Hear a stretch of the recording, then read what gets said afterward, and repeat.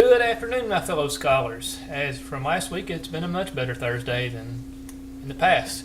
Moving right along. Today, we're here to talk about the constitutional amendments and which ones are the most important. And to me, the constitutional amendment that's most important to me is the First Amendment. And I'm going to tell you why. I'll give you some information on it. Excuse me just a second.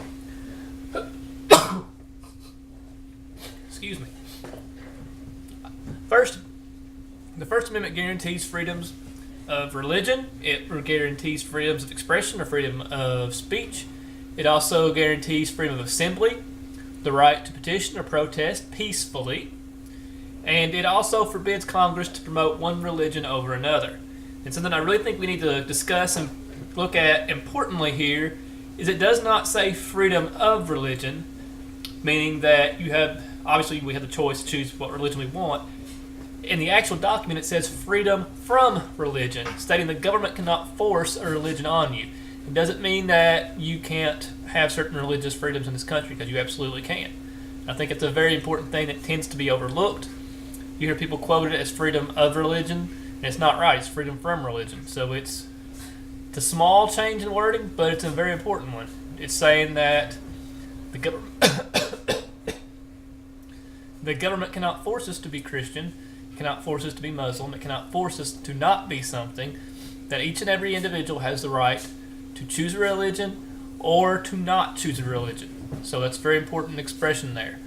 Also in today's society, what I want to hit on is the freedom to petition, which basically means you have the right and the freedom to protest anything you see is wrong.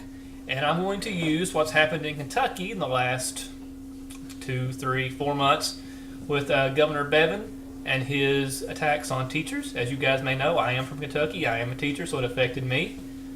I got to use my First Amendment right to petition and protest the governor 3 times at the Kentucky State Capitol, which is something I never got to do. It was a very, very powerful thing to see. And we got our point across. We got some certain things back.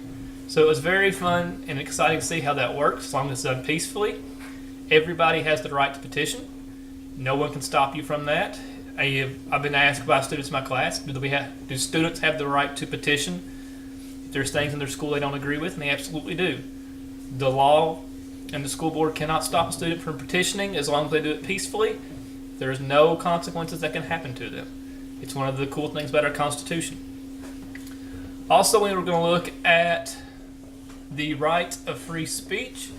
Everyone has the right to say anything they want at any time they want. However, this does not mean that you are immune from any actions of those words.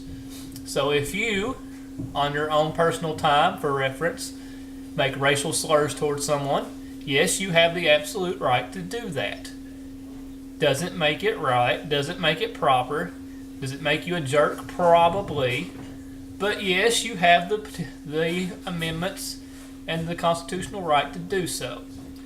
As that, your employer has the right to fire you because of those actions, because it looks bad on their business, and you can't do anything about that.